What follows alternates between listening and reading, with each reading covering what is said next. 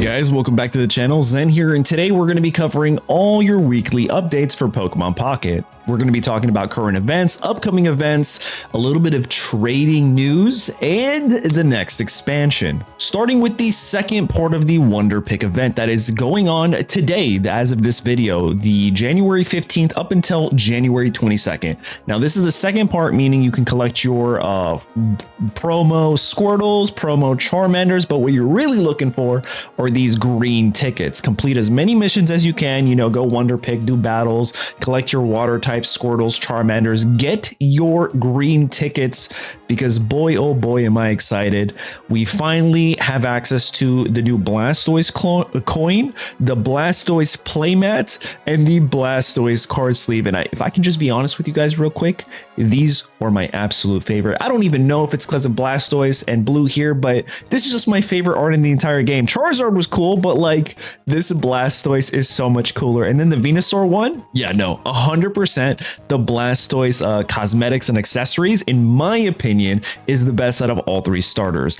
You could argue that Pikachu is actually pretty good as a starter, but let me know in the comments what you guys think. Are you a fan of the Blastoise, or is one of the other starters, including Pikachu, your favorite? But yeah, that's pretty much the Wonder Pick event. Nothing crazy. It's live now, so you only have until the 22nd. Don't miss out on these sleeves. We don't actually know yet, but I don't think there's another shot to get these once they're gone. Next, let's talk about everybody's favorite Emblem events. Yeah, that's right. The 5 consecutive wins that no one talked about, actually, it is coming back. So what I'm thinking, you guys let me know again in the comments. Don't forget to like the video. I really appreciate it. I did this for every single other like Emblem event for the PvP event. I'll make a video showcasing the exact decks that I use and that I can recommend for you guys to get the most advantage in this situation. So real quick, right off the bat, things like coin flippy decks like Celebi, or things that are very dependent on stage 2 evolutions, those are going to be the hardest. What you're gonna want is more ramp consistency, something that cheeses you out extra energy so you can consistently have a strategy, or potentially even like super aggressive decks that by turn 3 you're winning the game. But again, I'll make another video if that's what you guys want. Let me know in the comments, and I'll showcase the top 5 decks that I recommend for that event. Next up is our next Mass Outbreak event, and this is a Psychic Pokemon Mass Outbreak event, which honestly has me thinking, we don't know what our next drop event is going to be. The current drop event, what is it? It's a Blastoise, the one that looks like he just worked his 9 to 5. He's sitting there and we get 2 new cards with every drop event. We don't know what the next one is. However, every time we have a Mass Outbreak, they give us a type advantage for that, solo missions drop event. So if we're getting Psychic, I personally would imagine our next drop event would be some sort of fighting type Pokemon. And I genuinely have no idea what they can go for, because they went through, what was it, Venusaur? I believe they did Charizard. No, they did not do Charizard. It was Lapras. Lapras was the first one. Then it was a Venusaur drop event. And then it was this Blastoise. So they're kind of going all over the place. But with a Psychic Mass Outbreak, I'd imagine the next alt art would be a fighting type, maybe Machamp. That would be really cool. Get Machamp back in the game. But we should be getting also 2 more cards, and I don't know if they have them here. This is also just the Mass Outbreak. It's not the drop event. We'll know what the 2 new cards are once we get that drop event. But for this Mass Outbreak, you'll be able to pick up things like Gardevoir, Behemoth, Sigilyph, Mewtwo, Corellias, a bunch of shop tokens, some Wonder Pack Hourglass coupon things, whatever you want to call them, Labebes, and pretty much a bunch of Psychic type Pokemon. And there will be missions for you to collect more of these tokens. Okay, those are all the events so far. Now we have to talk about trading. And first things first, trading is not confirmed. Okay, I've seen already a bunch of people confirm this is just leaked information. Okay, so take that as you will, because the next part of this video talking about set 2, you'll see what I mean by this. All right, so this is all not confirmed. However, it could be credible. And with that, you're probably wondering, yo, Zen, what are you talking about? What is trading? Let me know. We'll talk about it right here. So it doesn't say when it's going to come to the app. People are speculating it is going to be on release of set 2, so January 30th, and just a couple potential systems that you may or may not already know about. So the reason they're coming up with this idea for a trading system is because they want to curb players that are creating multiple accounts and taking advantage of the new account bonuses. That's one. And then two, players potentially selling cards for real money on a third-party platform. Now, I myself can attest to that. I've already received numerous emails from like companies like, hey, yo, we'll pay you if you just, what is the word I'm looking for? Sponsor. We'll sponsor you if you do an ad for us. And I'm like, what do you do? What are you talking about? And they do stuff like this. Third party will sell you cards. I'm like, no, thank you. That's against TOS. We're not trying to do any of that stuff, right? Anyway, so it makes sense to me as a company why they would do this. Now, there's not much known about how these features will work in the final form. It is expected to have restrictions in place without compromising its monetization system too much.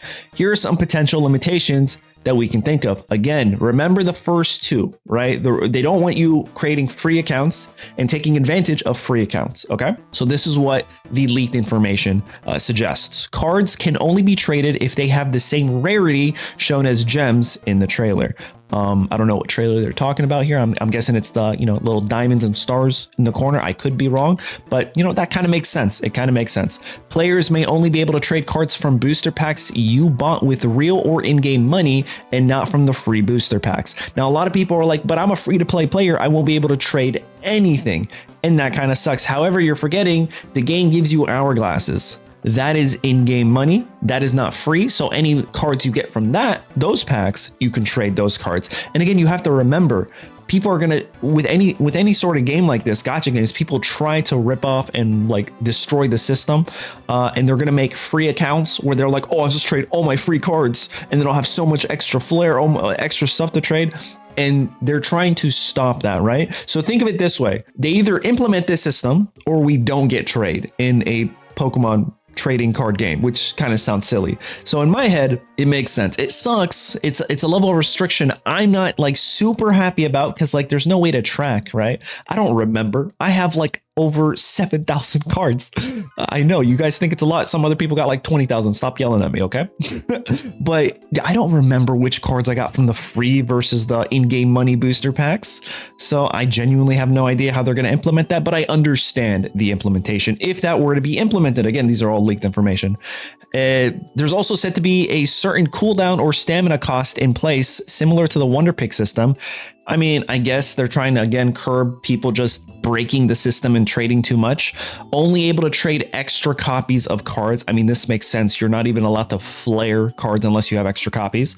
Only able to trade certain higher rarities of cards. This is the part that I'm not too familiar with and I'm not super happy about. Say there's a new player and they, for whatever reason, cannot find an Ivysaur, and I have like 32 Ivysaurs, like it's nobody's business, right? I want to give them an Ivysaur. Am I not allowed to trade them an Ivysaur because it's not the high enough rarity, but that's what they're needed? Like, I want to be able to get back to my community because I got a shit ton of cards I don't need, I just max copy too. That's all I need. And flaring, I guess, I'm not really big on flaring. So I need a little bit more information on that system. That for me is probably the one that really bothers me the most. Imagine someone's looking for a single Bulbasaur and you want to help them out and you can't. I don't know how that's going to work. And maybe what they're going to do is the items that you can buy in the shop, like the Professor Research Pokedex red cards, you won't be able to trade those unless it has a gem, because if you notice, those cards don't have any gems, so I'd imagine you can't trade those cards. They want you to go spend your in-game currency for those or shop tickets or whatever. So that would make sense, but we have to wait and see. Anyway, and this unlocks only after a certain playing time. Again, they don't want you to just make a free account, do just the first basic stuff, because within the first like 30 minutes, you can get 300 hourglasses on a new account just by adding 3 friends and doing all the beginner missions. So like, they don't want you to do that and then trade all your free stuff, right? But yeah, that's pretty much all the information we potentially have on trading. Let me know what you think in the comments down below. Again, I want to specify this. All leaks not confirmed.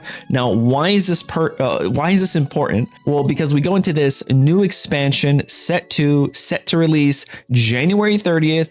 286 potentially cards, probably not. Just like the mini set, it said it was over 80 and it was like, or over 70 and it turned out to be like 60 something. We are getting this new icon thing, which would be cool. I don't know what any of these are visual effects. We're getting a bunch of like flares as well. We don't know what the cards are. However, if you go on places like Twitter or X or whatever you want to call it, look at this. Look at this. New leaks indicate the new A2 card set will be coming in January 27th and will feature, so like the site said 30th, this says 27th, 230 new letters. I don't know what that means. 4 different sets of envelopes, I think 4 packs, and 230 new cards. We imagine that the secret cards of Star Crown will count apart from those 230, okay?